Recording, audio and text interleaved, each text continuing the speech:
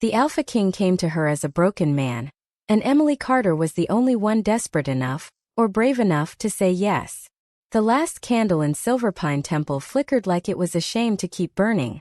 Around Emily, 7 white ribbons had already been tied around 7 chosen Omegas. Each one claimed, celebrated, lifted into a future she had once dared to imagine for herself. Her ribbon still lay untouched across her palms. Pale silk, cold as moonlight, useless as a promise nobody meant to keep. 3 hours earlier, Caleb Monroe had stood before the whole pack and smiled at her like an apology was too expensive to waste. He had been her childhood protector, the boy who once walked her home through the dark, the man who told her that her quiet heart mattered even if her scent never bloomed.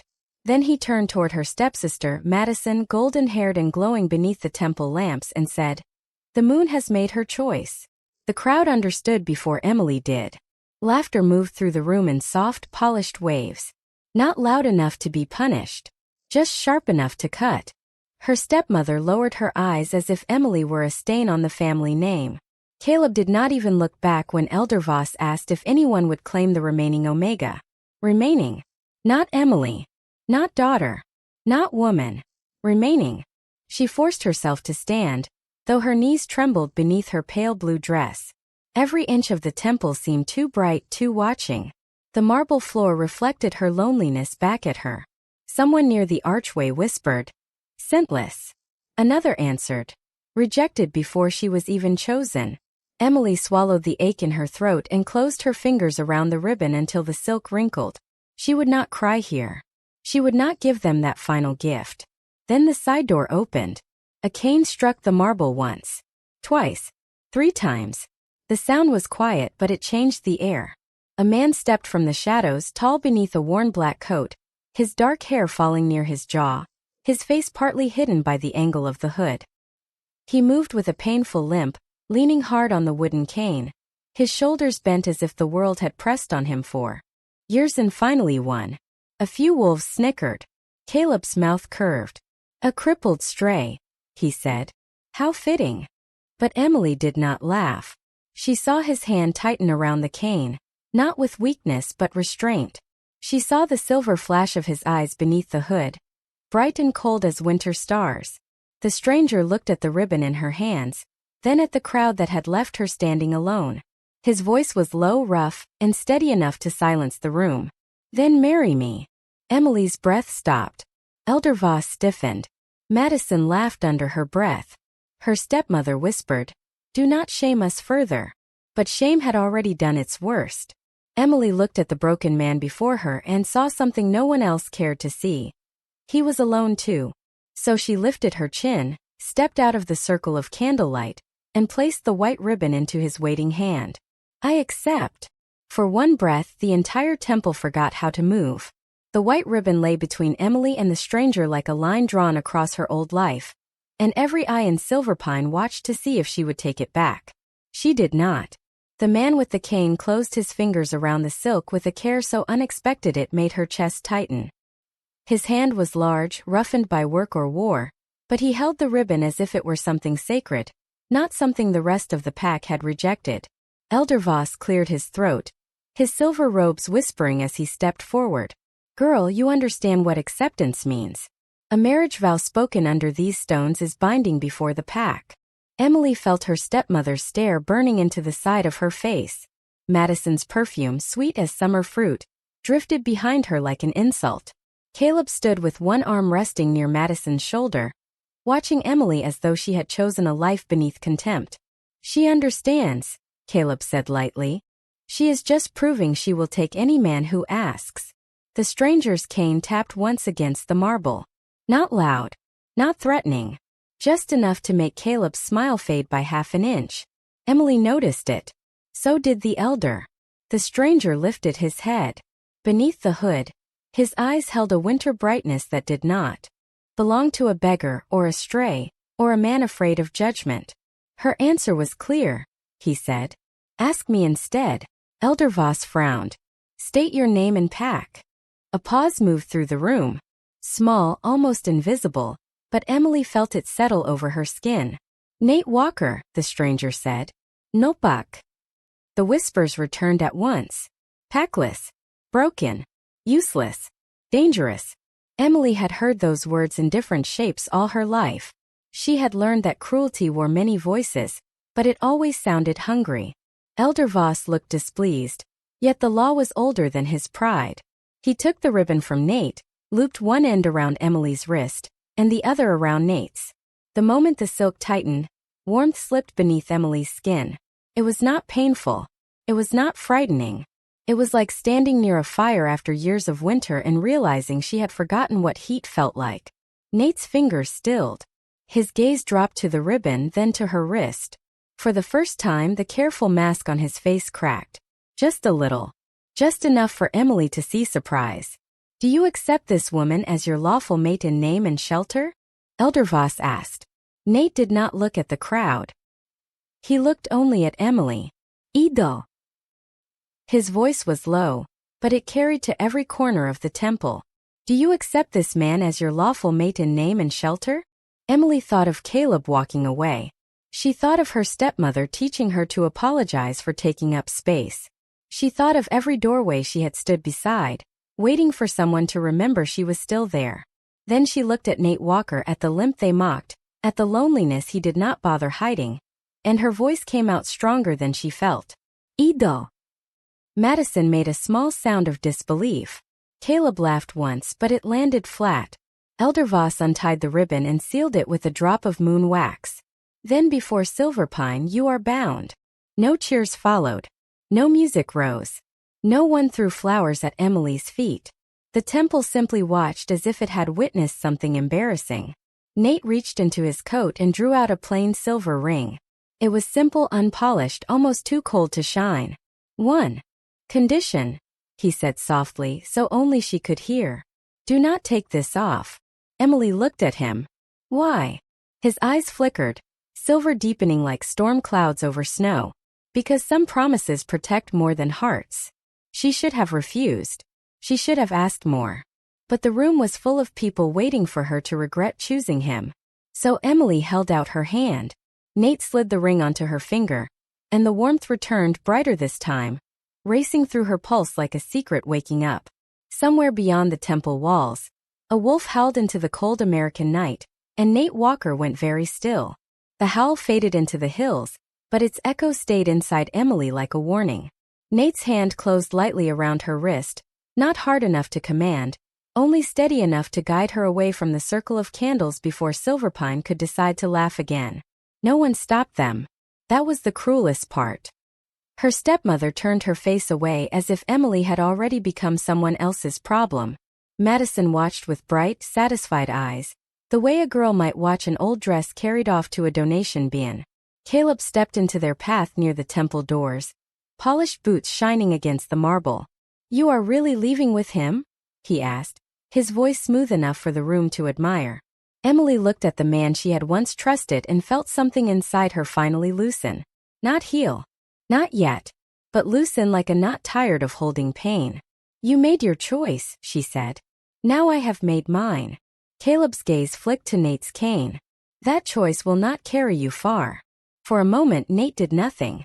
He only stood beside Emily, shoulders bent, breath quiet, face shadowed beneath his hood. Then he leaned slightly closer to Caleb, and the air between them changed. Emily could not name it. No groll. No threat. Just pressure, deep and cold, like standing at the edge of a mountain storm. Caleb's smile vanished. Nate spoke so softly that only the three of them could hear. Step aside. Caleb did. He seemed angry at himself for obeying, but his feet moved before his pride could stop them. Outside, the night air hit Emily's cheeks sharp and clean. Snow had begun to fall over the temple steps, dusting the pine branches in white. At the bottom of the hill waited an old black truck, its paint faded, one headlight dim, the kind of vehicle no royal guard would ever be seen near. Nate opened the passenger door for her with careful effort, his cane tucked beneath one arm. I am sorry, he said. Emily paused. For what? For making your exit harder. She looked back at the glowing temple, at the silhouettes gathered behind the stained glass, already turning her life into gossip. You did not make it harder, she said. You made it possible. Something crossed his face then, too quick to catch, but it looked almost like pain. They drove north for nearly 40 miles, leaving Silver Pine's warm houses behind for darker roads and taller trees. The heater rattled. The radio did not work. Emily held her hands in her lap, feeling the silver ring pulse with a quiet warmth that came and went with Nate's breathing. He kept both eyes on the road, his profile severe in the dashboard light. "There are rules," he said at last. Emily's fingers tightened. "Of course there are. You will have a room of your own. A lock of your own. No one touches your belongings. No one enters without permission." She turned toward him, surprised by the gentleness hidden inside such blunt words. "Those do not sound like rules for me. They are rules for everyone else." The truck turned onto a narrow gravel road marked by an old wooden sign that read Wolfsbane Hollow, population 12. Nate continued lower now. "But there are 3 things I need from you. Do not ask about the years before tonight. Do not enter the locked room beneath the house. And whatever happens, do not remove the ring." The forest thickened around them until the moon became a broken silver thread above the branches. Emily should have felt trapped. Instead, she felt the strange, impossible pull of a door opening somewhere she had never been brave enough to look. "And what do you need a wife for, Nate Walker?" she asked. His hands tightened on the steering wheel. For several seconds, only the tires on gravel answered. Then he said, "To convince the world I am harmless." Emily looked at his cane resting between them, at the ring glowing faintly on her finger, and for the first time since leaving Silverpine, she wondered whether the world had ever been more wrong. Wolfsbane Hollow appeared at the end of the gravel road like a place the rest of the world had forgotten on purpose. 12 miles from the nearest gas station, tucked beneath black pine trees and a sky heavy with snow, it was little more than a cluster of old cabins, a boarded church, and one stone house standing alone at the edge of the woods. Nate parked beside it and cut the engine. For a moment, neither of them moved. The silence outside was enormous. Emily could hear the truck cooling, the soft tick of metal, the wind brushing snow against the windshield, and somewhere deeper in the forest, the low call of wolves that did not sound wild enough to be ordinary. "This is where you live?" she asked. Nate looked at the house as if it had once belonged to someone he missed. "For now." The words were simple, but something about them felt unfinished. He climbed out carefully, leaning on his cane, and came around to open her door before she could reach for the handle. The gesture was old-fashioned, almost formal, and it made Emily feel strangely seen. No one at Silverpine had ever opened doors for her, unless they wanted her to leave through them. The house was warmer inside than she expected. A fire burned low in a stone hearth. Shelves lined the walls, crowded with books on law, history, and packed treaties, their spines worn from use. A plain wooden table stood near the kitchen, set for one person, though the second chair had been pulled out before they arrived. Emily noticed that. She noticed everything now. "You said you were packless," she said softly. Nate paused while hanging his coat near the door. Without it, he looked broader, less fragile, though he still held his shoulders as if pain had trained them downward. "I am not welcome in most packs." "That is not the same thing." His mouth almost curved. "Almost. No, it is not." He showed her the guest room at the end of the hall. Fresh sheets. Folded blankets. A small lamp already lit. On the dresser sat a pitcher of water and a plate with toast, apple slices, and cheese, as if he had prepared for her before knowing she would say yes. Emily touched the edge of the plate, and her throat tightened. "You expected me?" Nate stood in the doorway, careful not to cross the threshold. "I hoped someone would choose kindness before comfort." She turned toward him. The words should have sounded practiced, but they did not. They sounded tired. Honest. Dangerous in a way truth often was. He gave her the key to the room and another to the front door. "Sleep. Tomorrow we will discuss what story we need to tell the town." "What story is that?" "That we are married. That I am weak. That you are safe." Emily looked down at the silver ring, still warm around her finger. "And are those all lies?" Nate's eyes lifted to hers. In the lamplight, they looked less gray and more like polished steel. "Not all." He left before she could ask which part he meant. Emily tried to sleep, but the house had too many secrets. Pipes whispered. Floorboards settled. Wind moved in the chimney like breath. Just before dawn, a sound woke her fully. A low, broken growl rolled up from beneath the floor, followed by Nate's voice, rough with sleep or pain. He was saying words she did not understand, words that made the ring burn bright against her skin. Emily stepped into the hallway, barefoot and shivering. At the far end, beneath the staircase, a narrow door stood open by 1 inch. Cold air spilled from the darkness below. She remembered his rule. Do not enter the locked room beneath the house. Then she heard Nate whisper one word in a voice that did not sound weak at all. Blackwood. Emily did not step into the dark. Every instinct in her told her that 1 more inch would turn suspicion into a truth she could never unknow, and she was not ready for that truth before sunrise. She backed away from the stairwell, the ring glowing beneath her clenched fingers, and returned to her room with Nate's whispered name still moving through her thoughts. Blackwood. In every pack across the northern states, that name carried weight. Children learned it before they learned the old moon prayers. Blackwood meant royal blood, winter. Law, the Iron Throne hidden somewhere beyond the mountain border. It meant the Alpha King, a man most wolves spoke of only in careful voices. By morning, the basement door was locked again, and Nate was in the kitchen making coffee as if nothing strange had touched the house. His limp was worse. He kept one hand braced against the counter, his cane leaning nearby, and there was a grayness around his mouth that made Emily forget, for a moment, every question burning inside her. Sit down, she said. Nate looked over his shoulder. That sounds like an order. It is a suggestion with consequences. His brow lifted, but he sat. Emily found a clean cloth, warmed water on the stove, and knelt beside the chair before he could protest. The injury near his knee was old, not fresh, wrapped too tightly under dark fabric. She worked carefully, unwinding the bandage with steady hands. You do this like you have done it before, he said. My mother was a healer before she died. Silverpine only valued claws and rank, but people still came to our back door when pain made them humble. Nate was quiet for a long moment. They were fools to overlook you. Emily focused on the bandage because looking at him made the words hurt more. They overlooked whatever did not shine loud enough. His hand rested on the arm of the chair, close to her shoulder but not touching. She noticed the restraint again, the way he seemed to hold himself back from even simple comfort. When she finished, she took his cane and examined the split running near the handle. This is dangerous, she said. It could break under your weight. A shadow crossed his face. I do not depend on it as much as people think. Emily looked up. He looked away. So she said nothing. Instead, she found tools in a drawer and repaired the cane at the kitchen table, while snow thickened beyond the windows.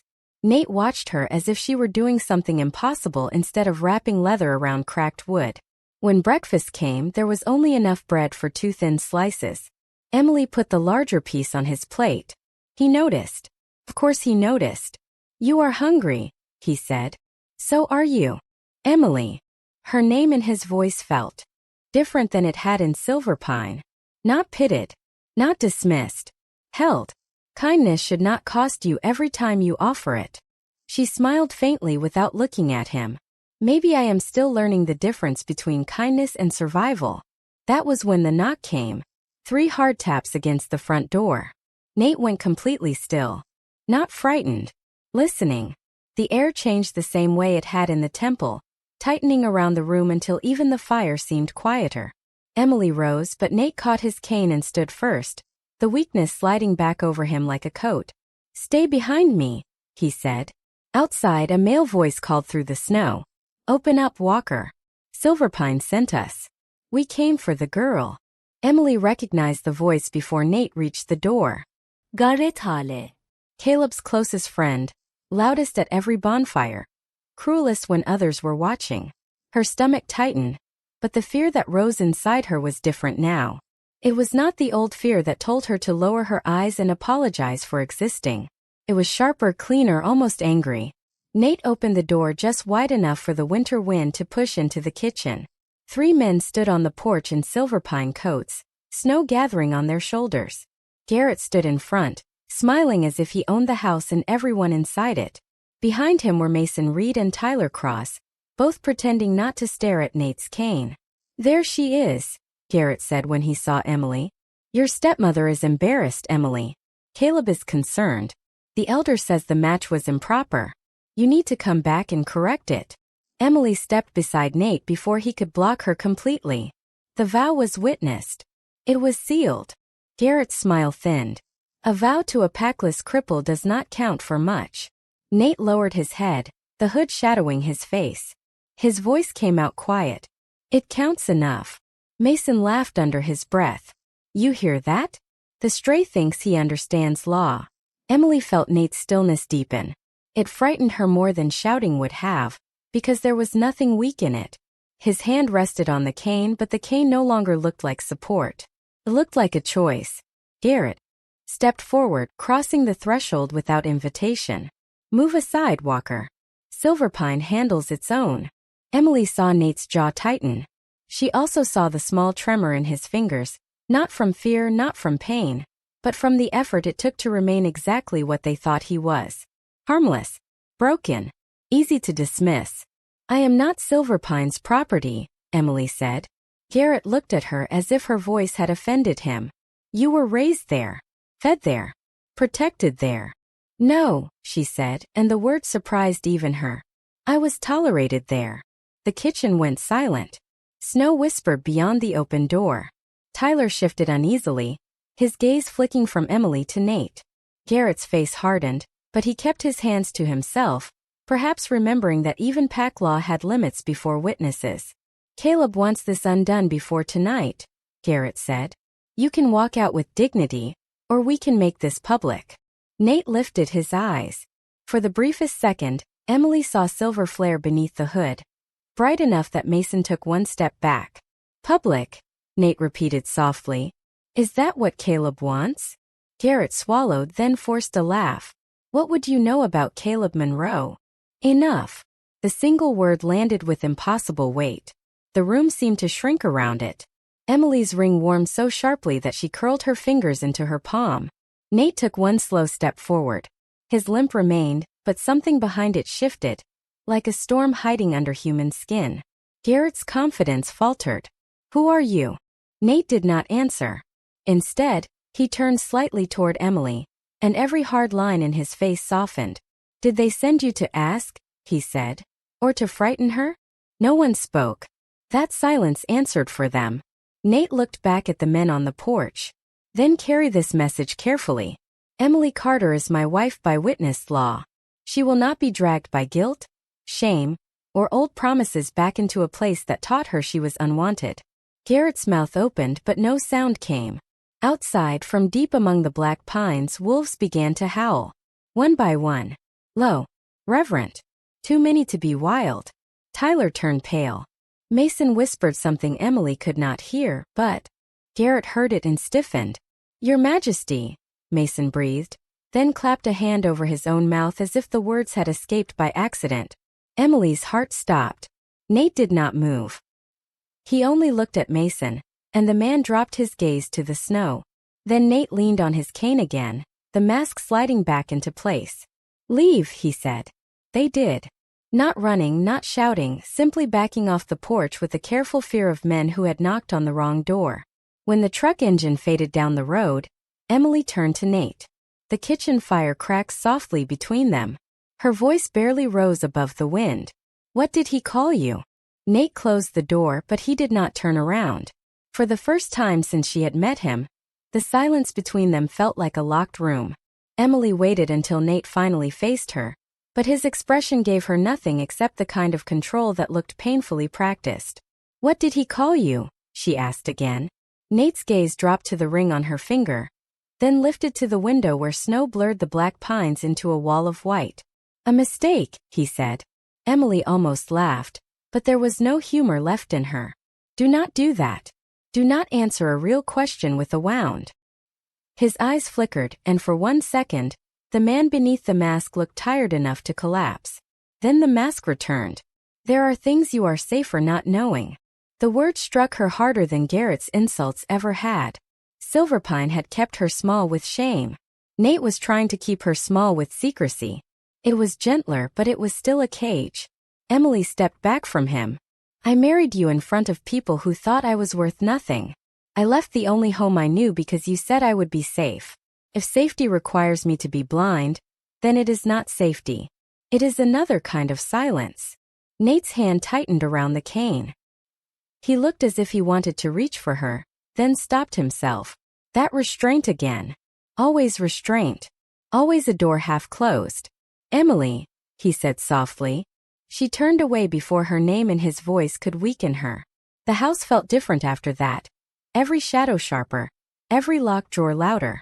Nate went outside before sunset to bring in firewood, moving slowly enough to satisfy anyone watching from the trees.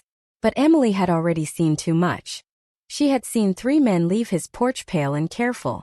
She had heard wolves answer him from the forest.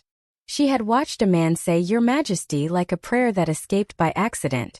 The basement door beneath the stairs waited in the dim hallway. This time it was not fully locked. The old brass latch had not caught. Emily stood before it for several heartbeats, hearing her mother's voice in memory, gentle but firm.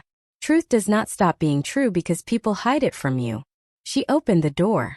Cold air climbed the stairs and wrapped around her ankles. The room below was not a cellar. It was a war room disguised as one. Lanterns burned with blue-white flame. Maps covered the stone walls, each marked with red thread stretching between packed territories across Colorado, Montana, Wyoming, and the northern borderlands. Silverpine was circled twice. On the table lay files tied with black ribbon. Emily touched the top one with trembling fingers. Names. Dates. Omega women who had disappeared from smaller packs over the last year. All of them scentless, rejected, or unwanted enough that no one had searched loudly. Her breath caught. Beside the files was a royal seal pressed into dark wax. A crowned wolf beneath a winter moon. Blackwood. At the far wall hung a portrait hidden beneath a gray cloth. Emily pulled it down. The man in the painting wore a black formal coat, a silver crown resting lightly above dark hair. His face clean-shaven, powerful, unmistakable. The same eyes. The same mouth. The same loneliness, only sharpened into command. Beneath the portrait, engraved on a brass plate, were the words King Nathaniel Blackwood, Sovereign Alpha of the Northern Territories. Emily stepped back, one hand covering her mouth. Nate Walker had never existed. Before she could move, the basement door opened above her. Slow footsteps descended. No limp now. No cane striking wood. Only the sound of a man finally done pretending. Nate stopped at the bottom of the stairs, his face pale in the lantern light. Emily looked from him to the portrait and whispered, "How much of you was real?" For the first time since Emily had met him, Nathaniel Blackwood looked less like a king than a man standing before the one person whose judgment could still wound him. He did not reach for the cane leaning against the stairwell. He did not lower his shoulders or drag one leg behind him. Without the disguise, he seemed taller, steadier, carved from the same cold strength as the mountains beyond Wolfsbane Hollow. Yet his voice when it came was almost quiet. "The part that chose you was real." Emily shook her head, because the answer was beautiful and unfair, and she had no room left for beautiful things that hid knives beneath them. "That is not enough." His face tightened. "I know." She turned back to the table, to the files marked with names no one had protected. "What is this?" Nathaniel came down the last step slowly, giving her space as if she were the one with power now. Maybe in this room she was. For a year, rejected Omegas have been disappearing from border packs. Not the celebrated ones. Not the daughters people fight for. The quiet ones. The scentless ones. The ones their families could lose without making noise.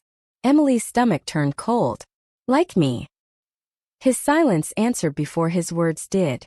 "Yes." The blue lanterns threw shadows across the maps. Silverpine's circle seemed to stare back at her.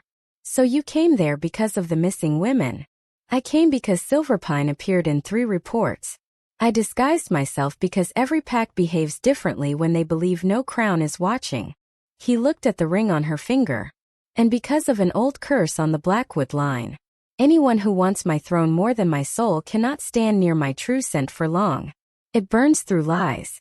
It exposes hunger. But you," his voice softened, "you stood beside me when you thought I had nothing to give." Emily looked at him, then really looked. The limp had been false, but the exhaustion was not. The loneliness had not been acted. The restraint, the locked doors, the way he flinched from tenderness as if kindness might demand something from him. All of that had been real. And still, the hurt remained. "You wanted honesty from me," she said. "You wanted proof that I would choose the man and not the crown. But you never trusted me enough to let me choose with the truth." Nathaniel lowered his head. Not like a ruler granting mercy, like a man accepting guilt. "I was wrong." The words were simple, and because they were simple they nearly broke her. No excuses. No command. No royal voice filling the room. Just the truth bare and late. Emily slid the ring from her finger. The warmth vanished so suddenly she felt the loss in her bones. Nathaniel's eyes lifted, sharp with pain he did not try to hide. She placed the ring on the table between them. "I need air." "Emily." He took one step then stopped himself. "If you leave this house tonight, take the truck. Take the keys. Take anything you need. I will not hold you here." She had expected the king to forbid her. She had not expected the man to let her go. That almost made it worse. Emily climbed the stairs with her hands trembling, crossed the kitchen, and opened the front door to a wall of snow. The storm had swallowed the road, but a set of fresh tire tracks cut through the white toward the house. Headlights appeared between the trees. Not Garrett's truck this time. 3 vehicles. Silver pine crests on every hood. Emily turned back as Nathaniel reached the doorway behind her. No Kane in sight, his face suddenly still. At the front of the convoy, Caleb Monroe stepped out into the snow and called her name like he still had the right. Caleb stood in the falling snow with Elder Voss beside him and half of Silverpine watching from behind the headlights, all of them wrapped in the confidence of people who believed numbers made them righteous. Emily stepped onto the porch before Nathaniel could move in front of her. The cold bit through her dress, but she kept her chin lifted. Caleb's eyes traveled from her bare hand to Nathaniel standing in the doorway without a cane. Confusion passed over his face, then suspicion. "Emily," he called, soft enough to sound concerned. "You are coming home. The elder has ruled that your vow was made under emotional distress." Emily almost smiled. "You mean embarrassment? Mine or yours?" A few wolves shifted uncomfortably. Elder Voss raised his staff. "This matter belongs to Silverpine." Nathaniel stepped out then. No limp. No bent shoulders. Just stillness deep and absolute, moving through the storm like dawn breaking over a frozen field. The wolves at the edge of the driveway lowered their eyes before they understood why. Caleb frowned. "Who do you think you are?" Nathaniel did not answer him. He looked at Elder Voss. The old man's face drained of color. His staff slipped slightly in his grip. "Your Majesty," he whispered. The words rolled across the snow, and Silverpine fell silent. One by one knees bent. Heads bowed. Madison gasped from the back of the crowd. Caleb stared as if the world had betrayed him by revealing what had always been true. Emily turned to Nathaniel, her heart aching with anger, wonder, and the terrible tenderness of being seen too late but fully. He walked to the porch steps and stopped below her, not above, not commanding. From inside his coat, he took the silver ring and held it out on his open palm. "I will not ask you to choose a crown," he said, his voice carrying through the storm. "I will only ask whether the man who failed you can earn the right to be honest from this moment on." Emily looked past him at Silverpine, at the people who had measured her worth by scent, status, and convenience. Then she looked at the king who had hidden too much, but had never once treated her kindness as weakness. She took the ring, but she did not put it on. "Not yet. Truth first," she said. Nathaniel bowed his head. "Always." By morning, the royal guard arrived in quiet black trucks and sealed the Silverpine records. The missing Omega files were opened, the border packs were questioned, and the women who had been forgotten were finally named aloud. Emily did not become queen that night. She became something stronger first. A woman who chose herself before accepting anyone else. And Nathaniel, the feared Alpha King, learned that power could make wolves kneel, but only honesty could make one heart stay. Maybe that is the lesson worth carrying with us. The people who look broken are not always weak, and the people who look powerful are not always whole. Kindness is not foolish. Trust is not automatic. Love does not ask someone to disappear so another person can feel safe. In my opinion, Emily's greatest victory was not marrying a king. It was refusing to be grateful for half-truths, even when they came wrapped in protection. If this story made you think of someone who was underestimated but still chose courage, share your thoughts in the comments. And if you believe gentle hearts can change even the coldest kingdoms, subscribe and stay with us for the next story. All stories are fictional and for entertainment only, sharing themes of courage, kindness, self-worth, healing, love, respect, and second chances. Any resemblance to real people or events is coincidental.